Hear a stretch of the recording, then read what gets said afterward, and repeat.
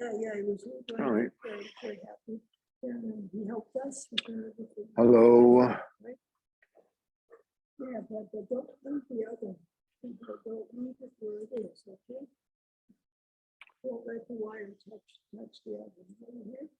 Yeah, just leave it where it is, okay? Yeah. Okay. Yeah, so, Just we locked the door, right? Okay, whatever you want, okay. How's Hillel going here? the Statman is bringing him. Yeah, it's a shit. Okay, so Likutey Moharan Vayasav Elokim Teres Samach Beis. We have learned that very, in to summarize quickly, the mere eating of a Jewish person, just regular weekday meal. We're not talking about Chilul Shabbos, we're not talking about matzah, we're not talking about Yom Tov, just regular scrambled eggs and toast. When a person reaches this proper madrega of emunah, he is bringing about a very special spiritual tikkun, which is called Yichud Kushabrichu Shchinte, the unification of Kadosh Baruch Hu and the Shechina. Unification of Kadosh Baruch Hu and the Shechina. By the eating. By eating, it's obviously the bracha, obviously the whole thing. But we're talking about the process of eating. Now,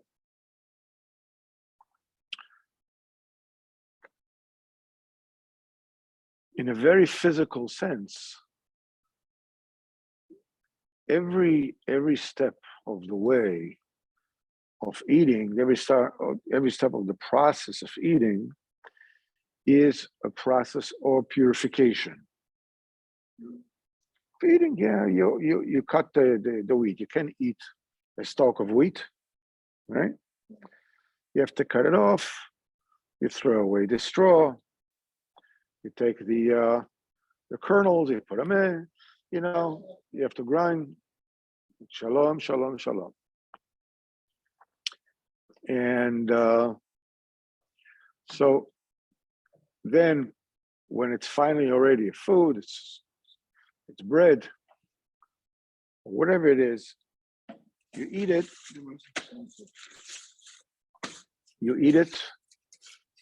And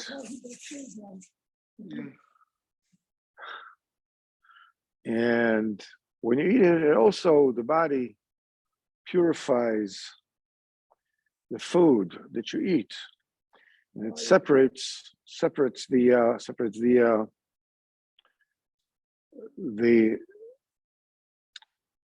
the nutrients from the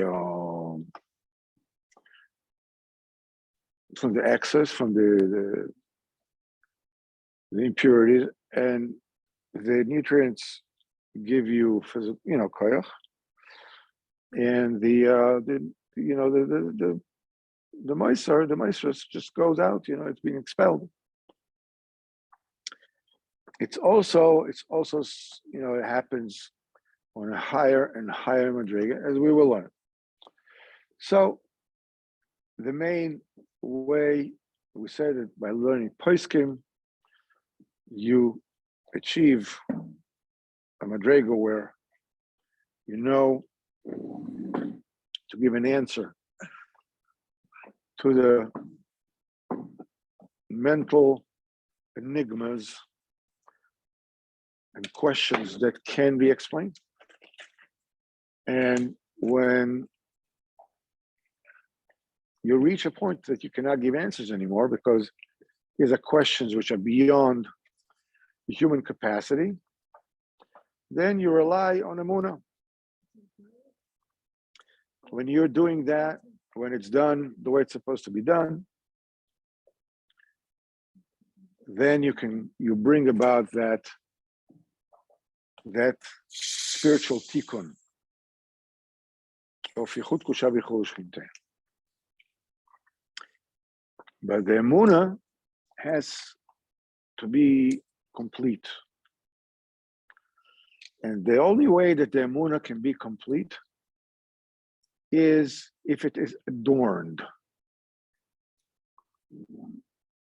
Not just the basic emunah, but it gets pitchevkis, it gets verputzt, it gets adorned with jewelry, with, like a collar that gets adorned. The Shechina is a collar. Amen. The Shechina is the collar, of course, as we know. And so like any collar, in order to get married, the collar gets, she does, that's right, she gets adorned. She beautifies. Why she needs to be beautified? I mean, when her husband met her, it's such, he liked her, they all agreed to get married. Why does she have to get collar dress and all kinds of, what do you need it for? The answer is because you want her husband, to have great attraction to her, to develop that attraction. That's the thing that leads to any kind of yichud, any kind of unification, any kind of chosn and kala. The adornments of the emunah is when you bring people who were samach beis. Yep. When the emunah, when people that are far away from emunah, either Jews that have been far away from emunah, or Gentiles, far from the Jewish emunah, when they come close to emunah Yisrael, these are the adornments, these are the kishutim, this is the jewelry of the kala, of the emunah, of the Shechina. Now, as we said, in order to, how do you do this? You don't go out, with a megaphone and call everybody to come, because that won't help. They have to come on their own. So what we're saying is the first thing, remember, this entire avodah of eating that we're talking about is a avodah of purification, of birurim, where you discard the bad and you elevate the good. The whole process is that. So the first thing we need to do, we have to elevate, the sparks of the dibur, of the speech, from the klipos. Now, the kedusha, in the very beginning, there was a shattering in the level of malchus, the malchus, in olam atzilus, the highest spiritual realm there is. And the shards, the pieces of the kedusha, in other words, they broke, they shattered, and they fell down to olam ha-bria, the being of olam ha-bria, which is one world below olam atzilus. Now, the klipos are, their essence is the hiding of the lakus of Kadosh Baruch Hu. That's the thing that gives them chayas. The thing that what happens is that when those sparks of Kedusha, they are covered, they are steeped in the Kelipot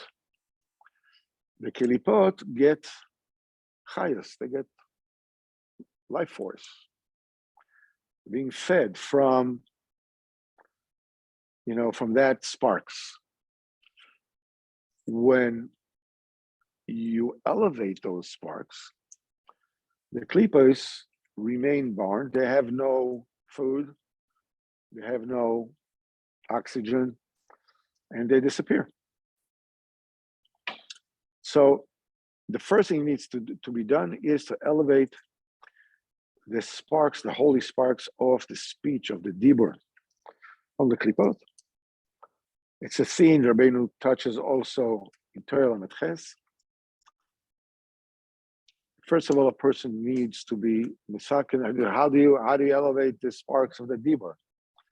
I mean, I don't know. I've never seen any sparks. I don't know how to do it. The first thing is your nitzol lashon chamira. Guard your mouth. No lashon hara, no rechilas, no hinos dvarim.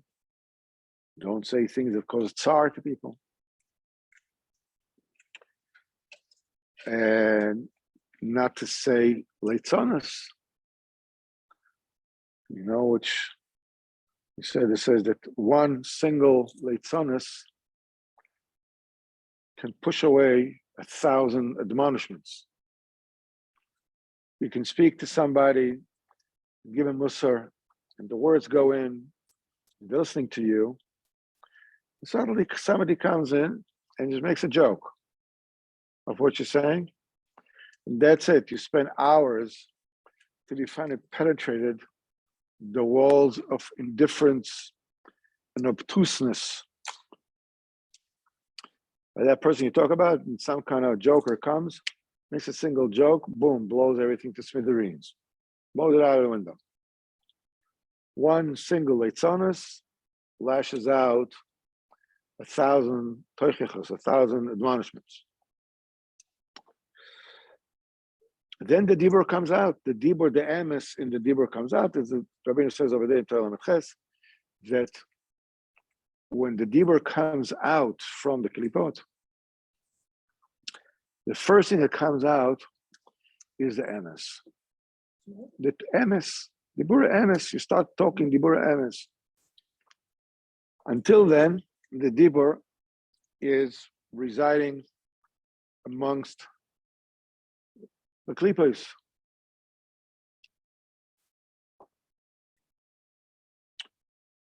When the dibur actually gets up already from the klipot, the sparks of the dibur, it goes up. You elevate it from the klipot from down to up. The dibur itself, now it's that you have fixed, turns upside down, as it were. Until now, it was facing up. It was going up and down to up. It faces down and becomes like a magnet, because there's still holy sparks in the klipot, which doesn't have to do necessarily with dibur.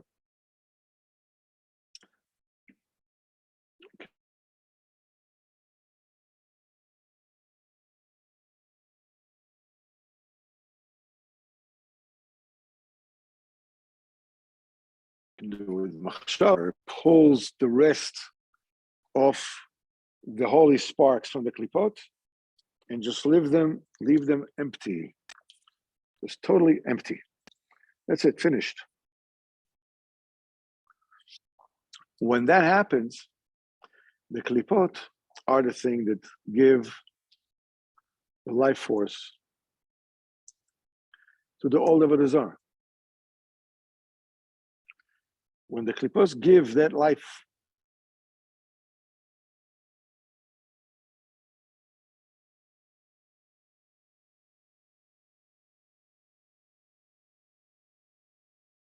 force, that there's all kinds of as if there's substance to it.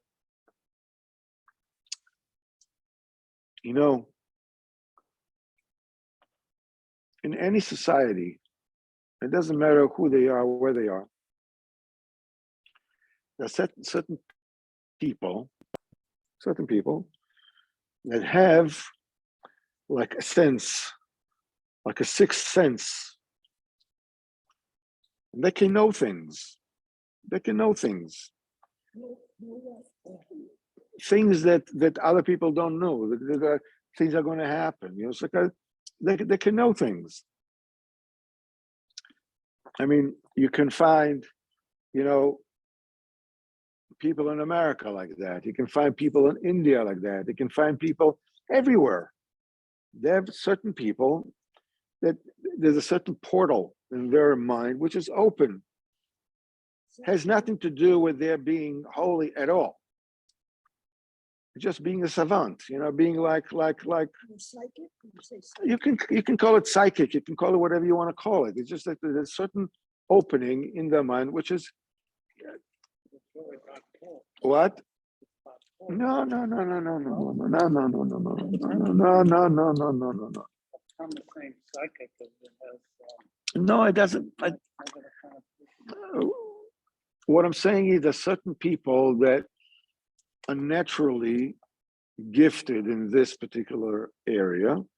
Like, the term of idiot savant. Have you heard of the term idiot savant? Somebody who's a savant means that he can be a savant. He can be a total idiot, but he can learn a foreign language totally in a week. Or I used to know a person like that. It was a homeless person. He was just going around. Was a homeless person. He was going around. It was like he wasn't in his right mind. He was and at the time he had a transistor radio. Remember those? The old days? Transistor radio. Yeah. So he used to have a transistor radio. And every hour, the news, we had no television, it was just radio. So when the news came, there were like 6 beeps. Beep, beep, beep, beep, beep, beep. Good evening, or good evening, whatever it is. Time is so and so, and here are the news. Okay. Every hour, he didn't have a watch, nothing. Every hour, on the hour, he would take out his transistor radio and turn it on the last beep. It's like he had a clock in his mind.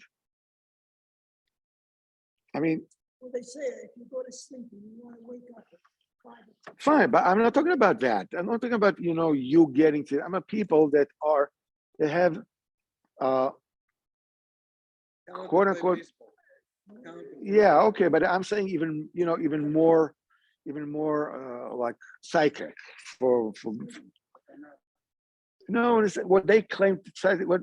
There's certain people that have a talent for that.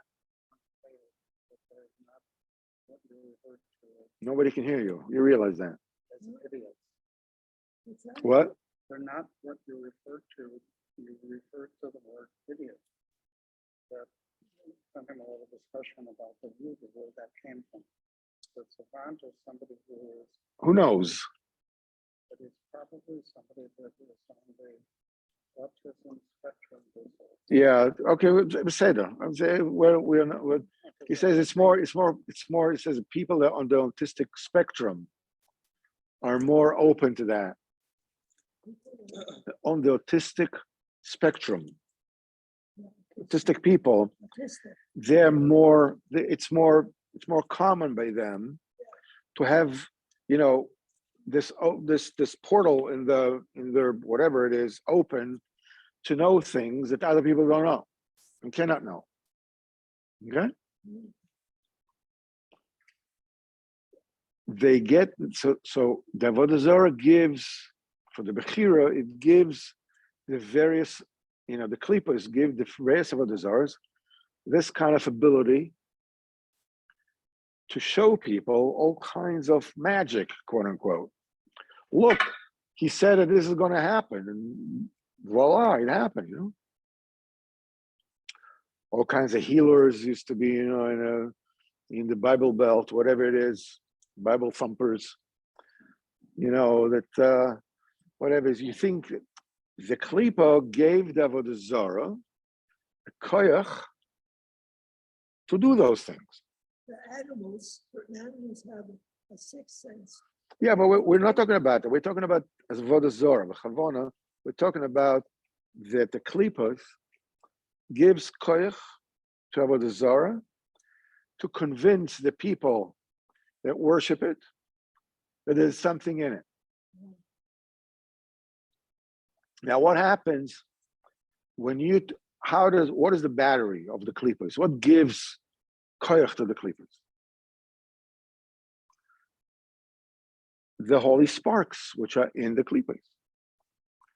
What happens when you elevate the holy sparks? The Klippas lose their battery. What happened to a toy? Did you take out the battery?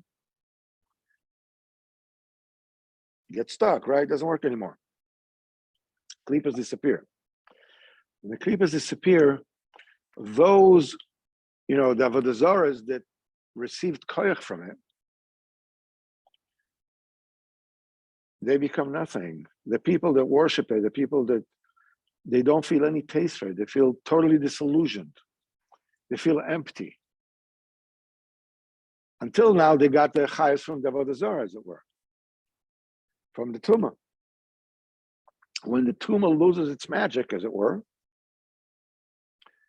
they are looking for Emunah Yisrael. This is when they come back. This is how you adorn the Emunah. Now, we said that in order to elevate the sparks of Dibur, before we spoke about, how, the diet of the speaking. Rabbeinu says that really the more forceful, more drastic way of fixing the Dibur is that Rabbeinu says in Sifhei Velalos Tzotze Dibur, in order to elevate the sparks of the speech of the Dibur, Tzorech L'Tainis, you need Tainis. We're in the 3 weeks, we're getting close, to Tisha B'Av. You need Tainis. And we'll explain. Pay attention to, we're talking about a Torah that talks about the great benefit of Kedusha Dika eating, right? So what Rabbeinu is saying here, that in order to elevate the Dibur and, to Zeicha to that your eating will be so holy, you need Tainis. You need to fast. Appreciate. No, we're not talking about something so, straightforward, or something much deeper, which Rabbeinu will explain. Zeb Chinas Miderech Pishom, from the road of their crimes, and from their sins they will fast. They will, like be misani. Through the Tanisim, you're sending the sparks of holiness that used to be inside the Klipot, you bring it up to the Kedusha. Why? The main rectification of the Dibur is the Tainis. Because the main Yanika of the Klipos, how can the Klipos get chayes from the Kedusha? I mean, it's like, what kesher, what connection do the Klipos have with the Kedusha that they can't get it without any kind of interface? They must be able to suck from it, to leach from it. It means there has to be a centered contact point.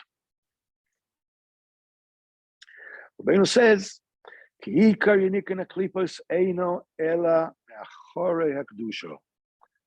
From the back side of the kedusha. What does it mean? The back side of the kedusha. What is the face of the kedusha, and what is the back of the kedusha?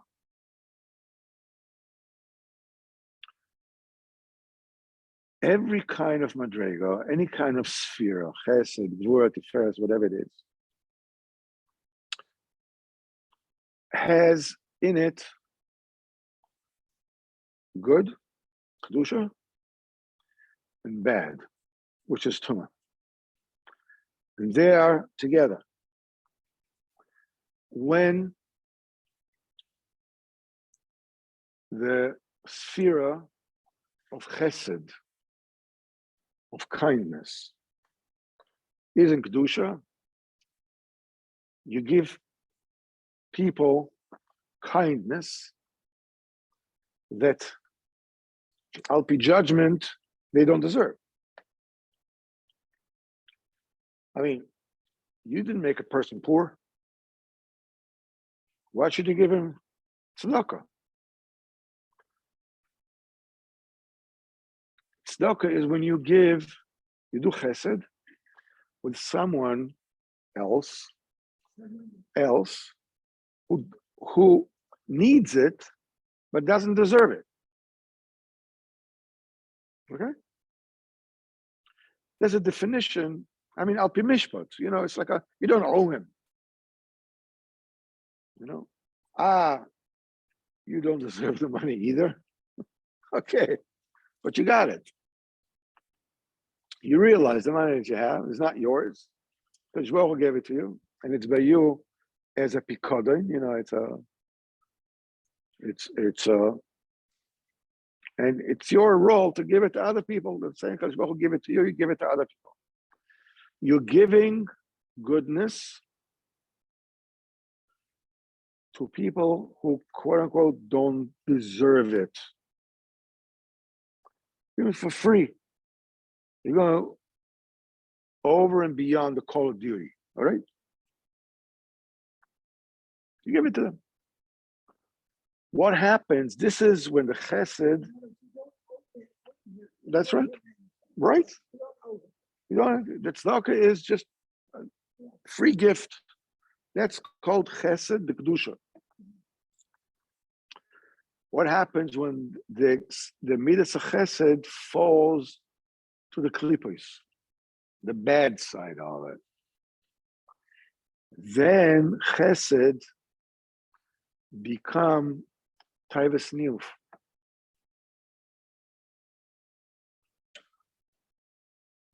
What happens is, taivas niyuf means that you are mashpia, you're giving over a shefa to a place that doesn't deserve it. It's not yours. In theory, the mechanism works the same way as tzedakah. But tzedakah, you're giving it to somebody that it's b'kedusha. Right, you don't owe him, but he is the right recipient for it. But when you give the shefa to where it's not warranted, not you just don't own, but it's the wrong thing to do. Taivas niyuf. Taivas niyuf. Niyuf is the wrong thing to do.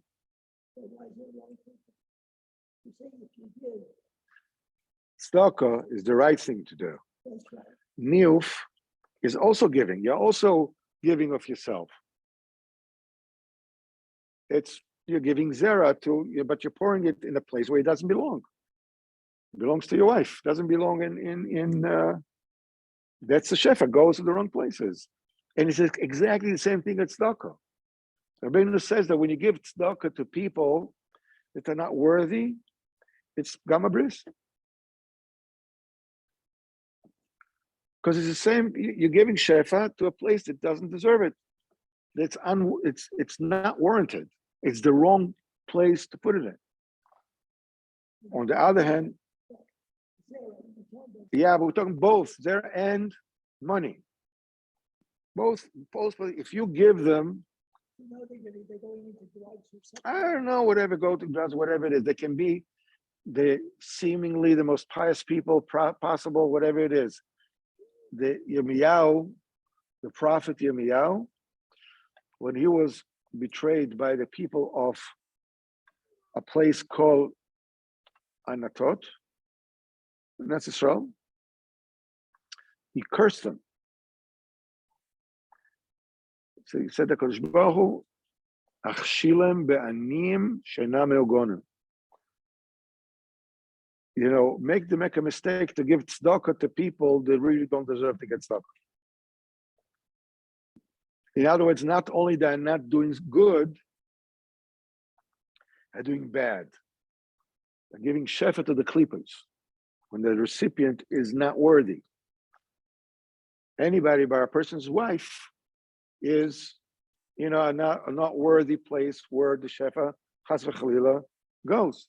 Various degrees of severity.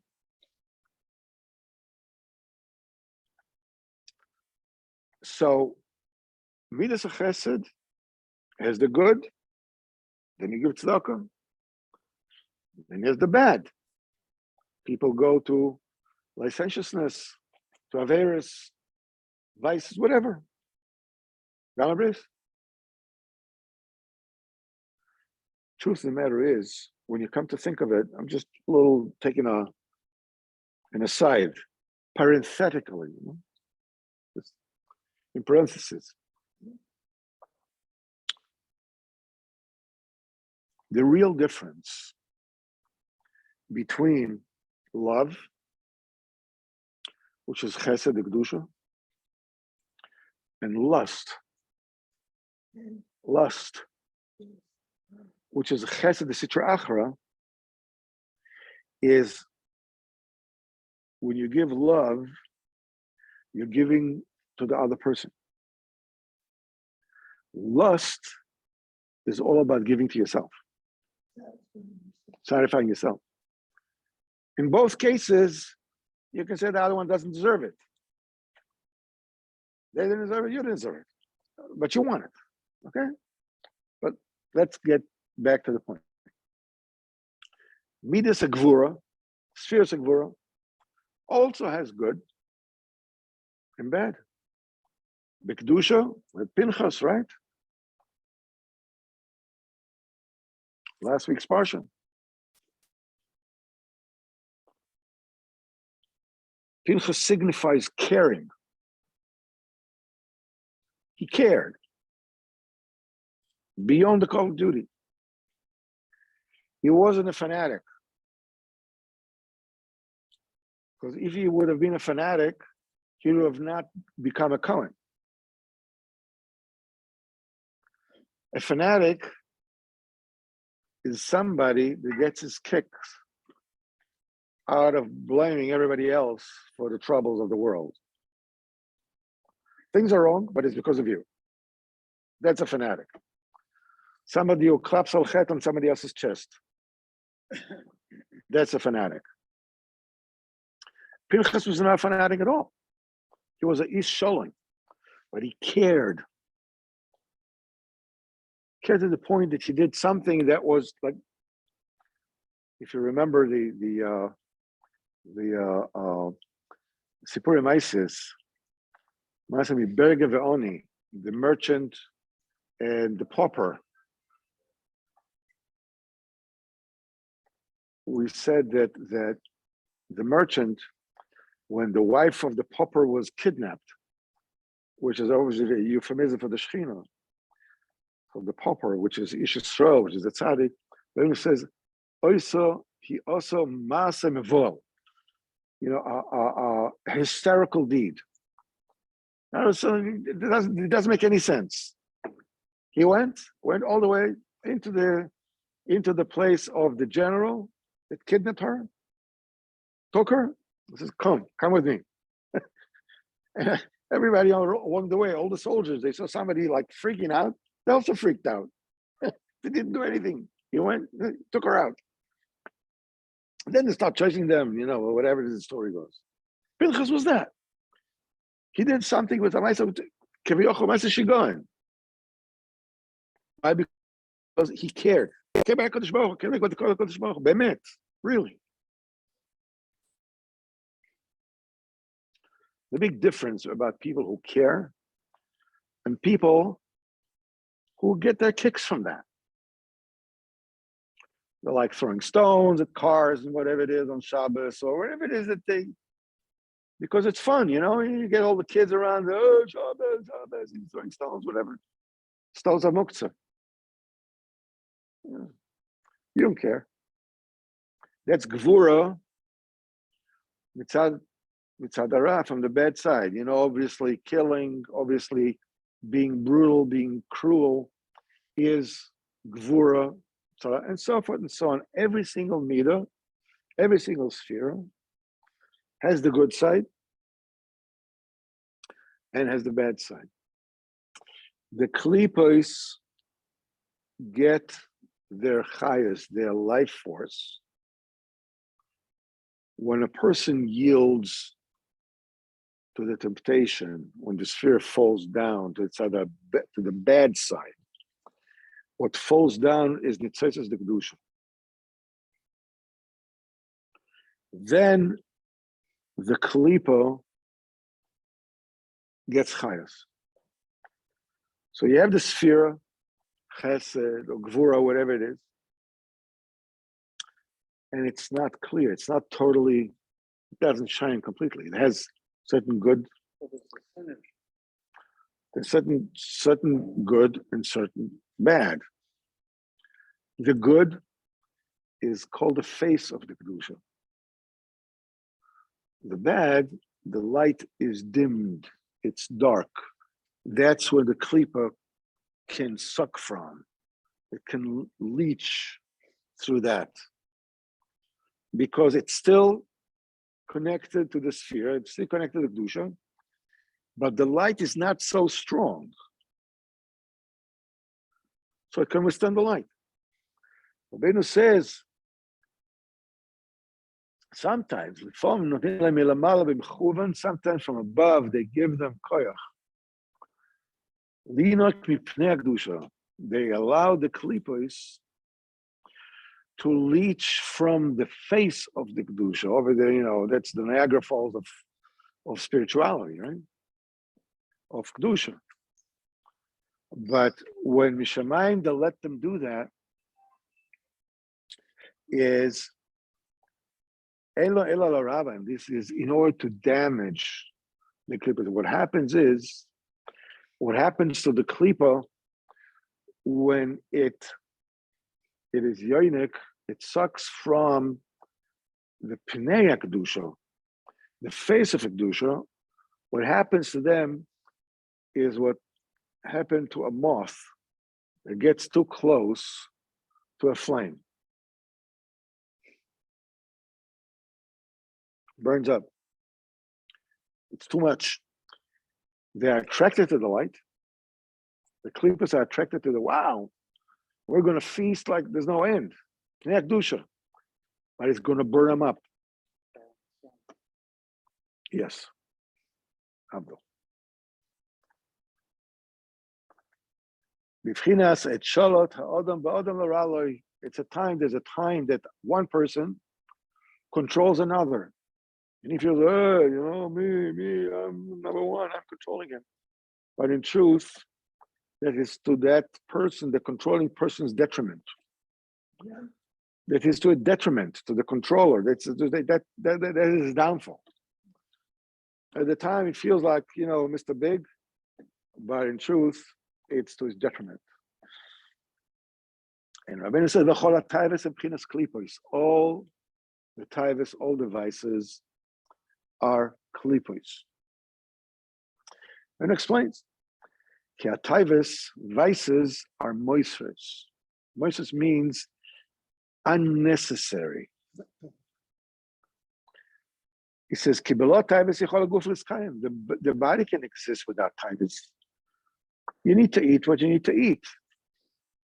It doesn't mean you have to stuff yourself up.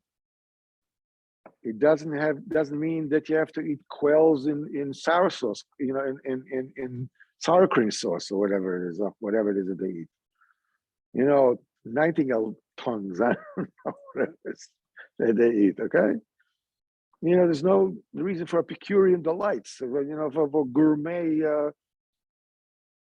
the body can exist without it. The Rebbe said, bread with the cucumbers, it's a good food, right? You don't need more than that. Yeah. Bread with cucumbers? Yeah. And Bread with cucumbers? yeah, ogerkes, yeah. Yeah. You see, that's all right. That's a famous sikha. So what do you need to eat already? Some bread with cucumbers. This is what you need. It's like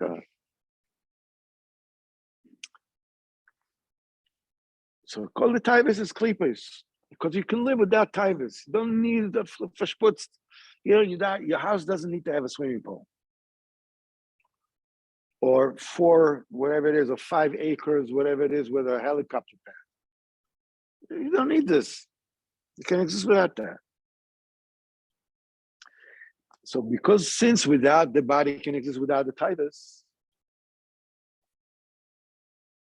so you see that they are moisers. They're superfluous to the existence of the body. In fact, they're not good for the body.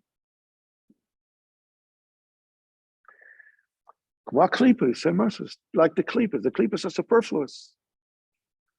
These are not necessary. They're superfluous. The main thing is the fruit. What do you do with the peel, which is klipa? You peel and throw it away. Like klipas and moisers. When the vices, the taivas, the lusts overcome a person,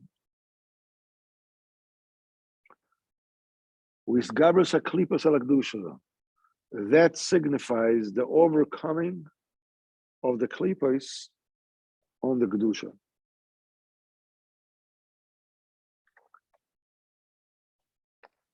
And B'ezrat Hashem, next week we will continue to speak about specifically about what is the source of the head klipas, the source of all the klipas. B'ezrat Hashem will talk about next week, bli neder. Okay, so until now, B'ezrat Hashem, let me just stop the recording. Hashem will meet Motzei Shabbos again, right?